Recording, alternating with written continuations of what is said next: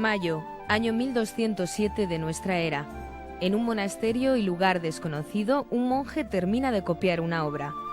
Quizá por su amor al texto, por apreciar la historia que narra o por su belleza, decide terminar el manuscrito, según la costumbre de la época, demandando una dádiva al Señor. Quien escribió este libro, del Dios Paraíso, amén. Perabat le escribió en el mes de mayo.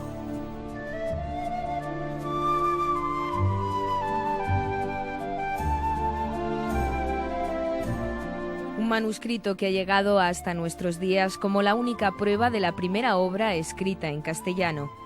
Texto inmortal, básico en nuestra historia, mitos y leyendas. Un libro que marcó a generaciones. Canta las hazañas de un hombre que 800 años después continúa vivo. Un héroe en el que se mezclan lo real y lo literario, un símbolo de valor, espíritu y coraje. Rodrigo Díaz de Vivar, el Cid.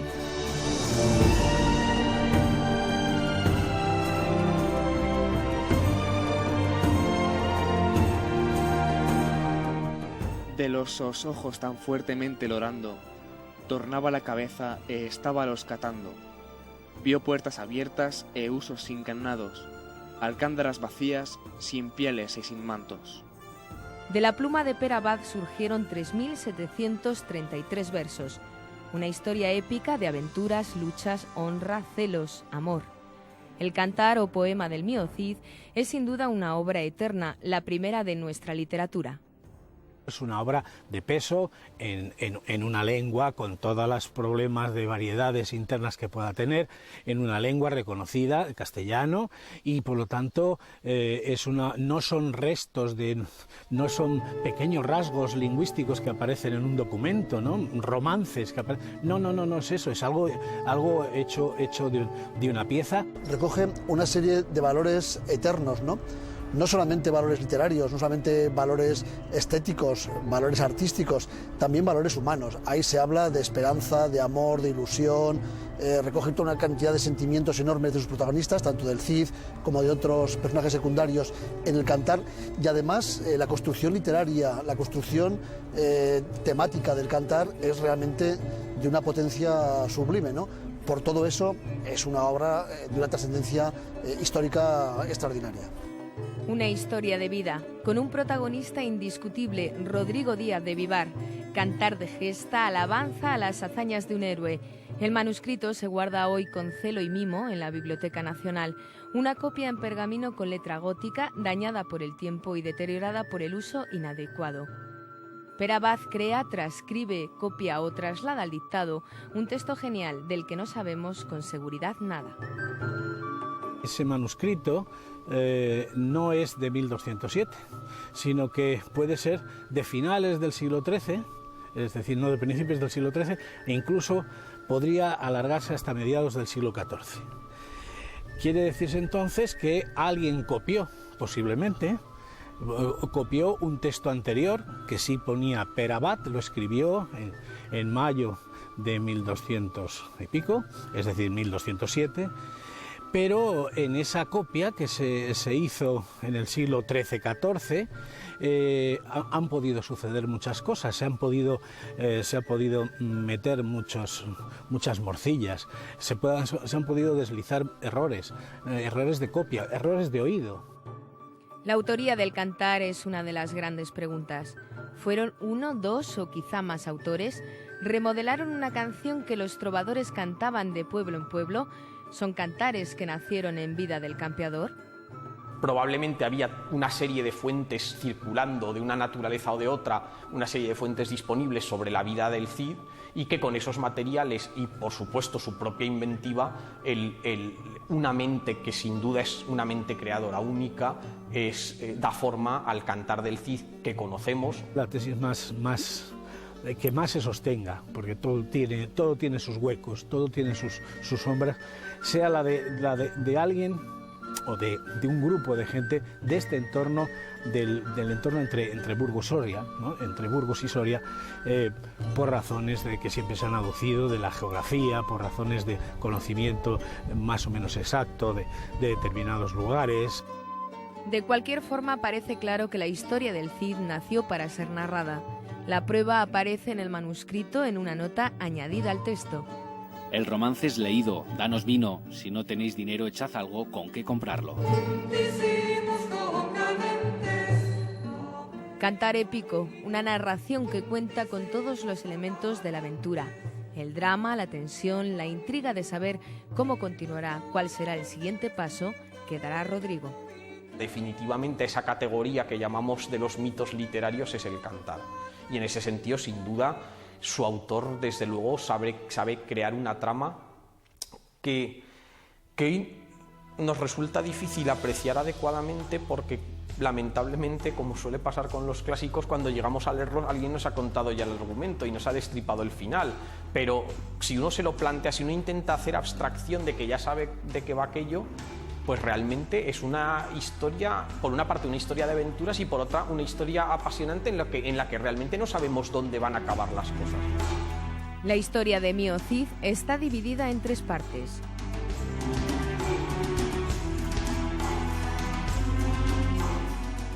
A la exida de Vivar o vieron la corneja diestra, e entrando en Burgos o vieron la siniestra. Mesio Mio Cid, los hombros e engrame la tiesta. Albricia Álvar Fáñez, caechados somos de tierra.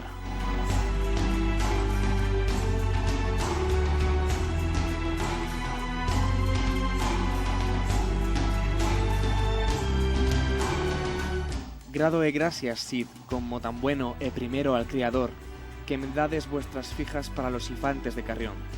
De aquí las prendo por mis manos, don Elvira e don Nasol, e dolas por veladas a los infantes de Carrión.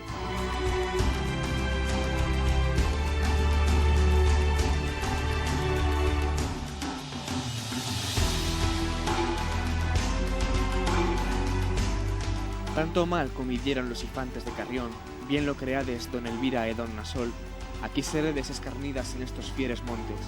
Hoy nos partiermo e dexadas seredes de nos, irán aquestos mandados al Cid campeador.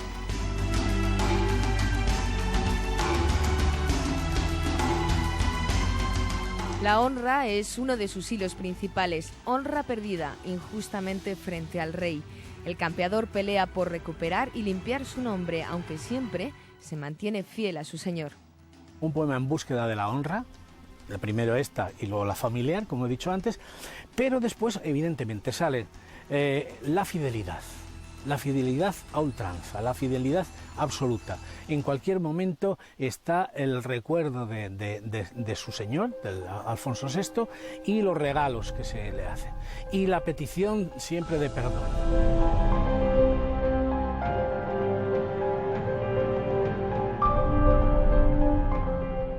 De las sus bocas todos decían una razón. Dios, que buen vásalo si hubiese buen senor. La primera trama del cantar, cuando el Cid alcanza el perdón regio, digamos que no hay un escarmiento de los mestureros. Sin embargo, al final de la obra, como el cabecilla de los mestureros, que es García Ordóñez, apoya a los infantes de Carrión, ahí es donde se pone a García Ordóñez en su sitio, ¿no? En ese momento es cuando se escribe el cantar para hacer el elogio del buen vasallo, el buen vasallo que obedece a su rey, que va donde el rey le manda, que nunca tiene veleidades independistas, que nunca se preocupa por tener un proyecto político propio, sino que en todo momento está dispuesto a servir al rey, aunque le traten injustamente, que es el argumento del cantar. El vasallo tiene que ser vasallo siempre. Si bien este es el hilo principal, existe otro hecho que hace la historia muy atractiva: la posibilidad de ascenso social por méritos propios, de llegar a lo más alto a pesar del origen. Nadie, hasta la época del Cid, hasta la segunda mitad del siglo XI, se había convertido en señor de un viejo reino, como era el reino musulmán de Valencia, sin ser de sangre real. Esto no había pasado nunca, y esto es histórico. Por tanto, la trascendencia del Cid no solo está en la potencia extraordinaria y dramática que le da el poema, sino también en su propia peripecia y trayectoria histórica. Nace así un personaje que encarna muchos valores. Es el héroe perfecto, símbolo del buen cristiano, padre, esposo, amigo, vasallo, guerrero, jefe justo y generoso. Es un héroe que sufre, que siente, que tiene sentimientos, que es capaz de acariciar a una niña, que es capaz de llorar ante la despedida de su mujer forzada, de su mujer y de sus hijas, ese dolor que tiene, que siente al separarse de su familia, como la carne que se separa de la uña, de los huesos. Es por tanto un héroe muy próximo. Esa proximidad del héroe a la gente, a la mayoría de la gente, es lo que le hace un perfil tremendamente atractivo para cualquiera que se acerque a la figura del Cid.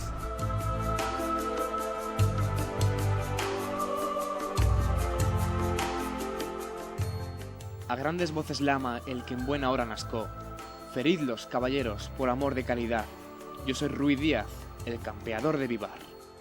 Habilidoso guerrero en el caso del Cid de manera singular, porque ya no es la manera de pelear, diríase cristiana, sino la manera de pelear musulmana.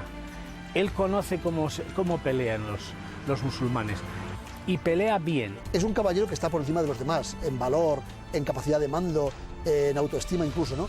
Pero a la vez es un caballero que es capaz de conseguir que todos los que estaban con él lo quisieran, lo amaran y fueran capaces de ofrecer pues hasta la última gota de su sangre por él.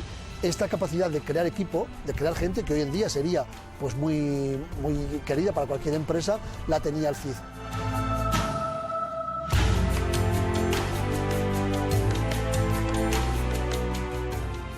La enorme repercusión del poema despierta la curiosidad por el campeador. Al igual que el cantar toma datos de textos anteriores, años después surgen nuevas narraciones que buscan complementar la historia. El ciclo épico del personaje, las mocedades del Cid y la historia de Cardeña, relatos que acrecientan el mito con algunos episodios que damos por ciertos, pero que pertenecen a la leyenda. Fenómenos que no son del cantar, pero que conocemos como lo mejor del mundo, como es la Jura de Santa Gadea o como es la batalla después de muerto. Ni la Jura de Santa Gadea es del cantar, ni la batalla después... Pero sabemos que el Cid, si no esos dos episodios, no es el Cid. Y que son además, pues probadamente falsos. Pero eso es otra cuestión. Pero sí que cierran la figura, cierran el símbolo. Si de su retrato moral existen muchas descripciones, de su aspecto físico no conocemos ningún dato. Suponemos